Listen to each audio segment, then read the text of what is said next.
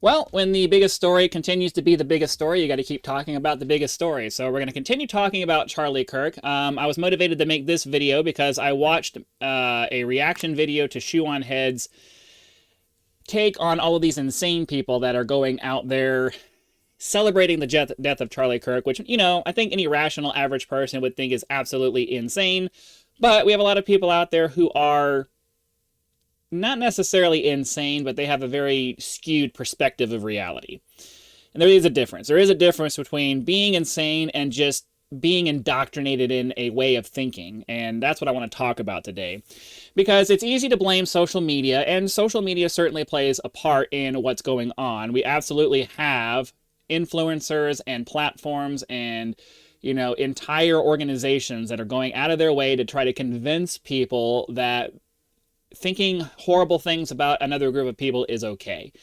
And it's sad because we spent, hundreds of years of American history trying to convince people that, no, you don't treat people in a bad way. You treat people the way you want to be treated. And we were really moving towards that direction for a long time, and now we're not anymore because of a couple of different things. Now, obviously, most people want to point to social media as the prime mover of this kind of problem. And it's easy to say that if you don't understand the root underlying cause. Yes, it does have an effect, and yes, it moves people who aren't paying attention in an absolutely more egregious manner. But the problem is that people just don't pay attention, and that's why it's so easy for people to be convinced to think these insane things. The reason why you have people celebrating the death of Charlie Kirk is mostly because none of these people have any idea who he is, and they're just listening to what they're told without doing any kind of research on their own, without doing any kind of watching of what he actually said on any of his stuff, because the average person just doesn't have the kind of time to look into every single person that one group says is horrible and the other group says is awesome. So if you're part of a group and they say they're awesome, you're just going to accept that they're awesome because it's easier to just do it that way. If you're part of a group that says somebody is horrible and terrible and you should hate them, you're going to think they're horrible and terrible, and you're going to hate them because it's easier to just listen to the people that you've decided to trust. The problem is that none of these organizations have done anything to really garner the kind of trust that you should have.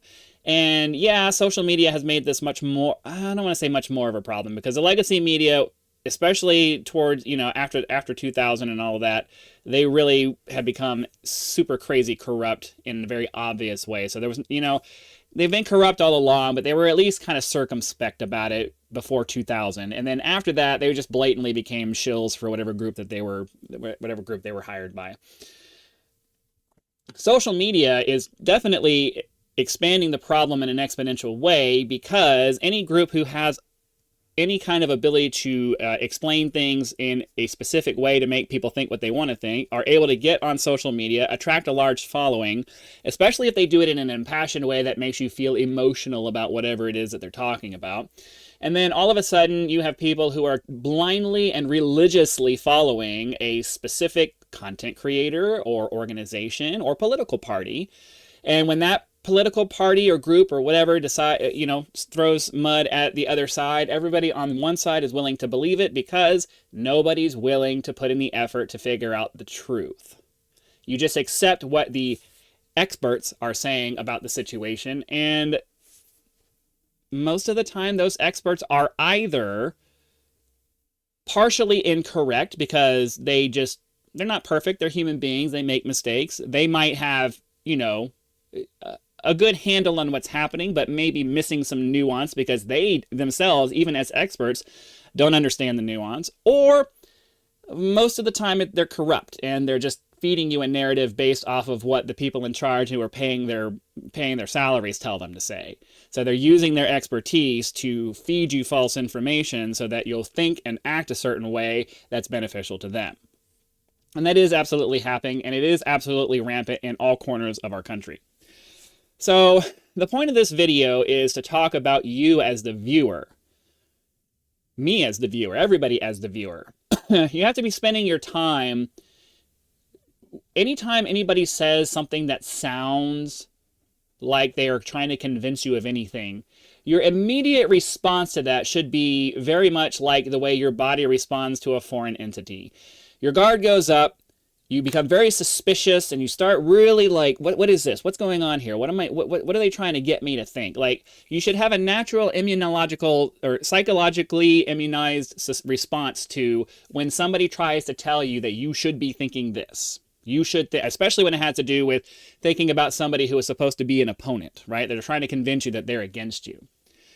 And as soon as you start hearing those things, as hard as it is to do, and as much as you don't want to do it, as boring as it is, you should really be, like, it's fine if you don't want to do the research and you don't care. Okay, I understand that. If it's not a situation that bothers you, then obviously, you hear it. Oh, okay, that's going on. Let me move on to the next thing in my life. But if you are the kind of person who wants to get actively involved with anything, and if you're the kind of person who allows yourself to become emotional about something that happens, then it behooves you, and it's very important that you take the time to stop, find another perspective on the matter, listen to several different sources about the same topic to hear what everybody has to say about it, and then make a decision for yourself. Because there are so many people out there who are getting so riled up about not like on both sides of the issue with this Charlie Kirk thing, right? Like, there's a bunch of people who are angry and want retribution, and they want to like destroy the left because, oh my God, they killed one of our heroes, right? Well, all of those people are just listening to a couple of different dudes on the internet who are saying this was a travesty and this is this and this is that, and they're not taking any time to kind of listen to anybody else about the whole thing and calm down and get some good information. And it's the same thing with these people celebrating on the left who are saying he was a Nazi, he was a Nazi, he was a... Well, no, he wasn't a Nazi, first and foremost, obviously. But the people who believe that he was actually a Nazi and deserve to die are exactly the people who have a very who want to be passionate and be taken seriously for their viewpoints, but they don't want to put any time or effort into learning about what it is they claim to believe. Now, if you're on the left and you believe in leftist ideology, that's totally fine, but... And same for the right. Whichever side of the political spectrum you believe in, it's fine for you to have that opinion. But if you want to act on those opinions, you really, really need to take the time to actually learn what the opinions are and what the policies are of the side that you're picking. And then B, decide for yourself how much of that you actually want to partake in, right? Because you can be on the left side of the spectrum, but not go all the way over to the side. You can be somewhere in the middle. It's okay. You don't have to, ride or die, pick a side. You can be an independent who leans left or an independent who leans right. It's okay to do that. But the purpose of me saying all of these things right now is, number one, to just get most of you who actually still have some kind of rationality left to stop for a minute when you hear these things coming at you. And then B, to, do some research on whatever it is that you're feeling motivated to say something about or do something about, especially if you're thinking about you're going to do something about it. Action, it's fine to have things rolling around in your head and you're wrestling with it and you're trying to figure out what's going on. And yeah, you might feel some anger at these people because they're doing these things. But once you decide you're going to start taking some physical action about something, whether it's to get on a platform and start spewing hate or to physically do something to somebody, that's when you really, before you put your foot in your mouth by doing something stupid in the real world, you really need to stop and think, what are the potential consequences of me doing this, right? These people who are celebrating the death of Charlie Kirk don't realize it now, but there are long-term consequences for people seeing you celebrating the death of somebody who never did anything to anybody. And they may not know it now, but it will come because they're out there on the internet, everybody's seeing them, and there will be consequences eventually. So my message to you as the viewer is, number one, try not to care about things so much because A, there's very little you can do about it by yourself. And B, does it really affect you and your life and the values that you have so much that you need to take part of your day out to really lose your mind over it? That's number one. There are things that are like that, absolutely. But You need to approach each situation and ask yourself that question. Is this really worth my time? Is it really, really worth my time? Sure, it's important, but is it worth my specific time? Do I care about it this much?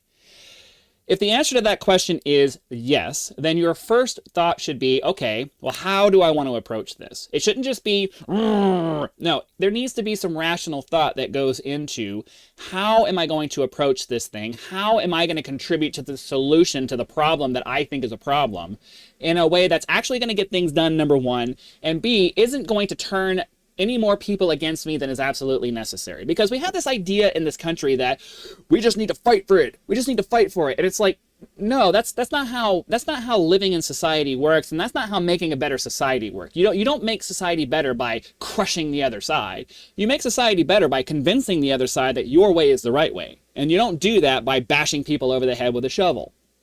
You just don't do that. So you need to sit down and you need to think. What is the most effective and peaceful way for me to get this done? Is violence required to get done what I'm trying to get done? For some things, for the very, very, very, very rare occasions, sometimes, and I'm talking about like corrupt government has gotten so bad that the people must rise up in revolution to regain their freedom. That's the level I'm talking about where violence is acceptable. Okay?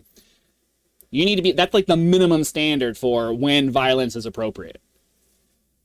Everything below that, there is a peaceful solution to it, which might include compromising to some extent and allowing whatever you don't like to exist in a limited fashion. Like they agree to tone it down and you agree to accept a certain amount of it and you come to an agreement in the middle. Compromise means that neither side is completely happy with whatever the situation is. And that's the way civilized society works. We all compromise on the things that we think are important. We bring it down to no less than what we think is the minimum acceptable level, but your minimum acceptable level has to be reasonable. And it has to be something that the other side can come to the table with, because otherwise it turns into violence and then you see where we get to. So that's all I wanted to say. I know I ramble on a lot about things, but I want to make sure I'm very clear about what I'm saying. And I always like to summarize at the end with what I think you should think. I think that you should not care about things that you really shouldn't, that really don't affect you in any way. And especially if it's, even if it's against your principles, if it's not specifically affecting you, then you probably don't need to be expending time, your personal time dealing with it.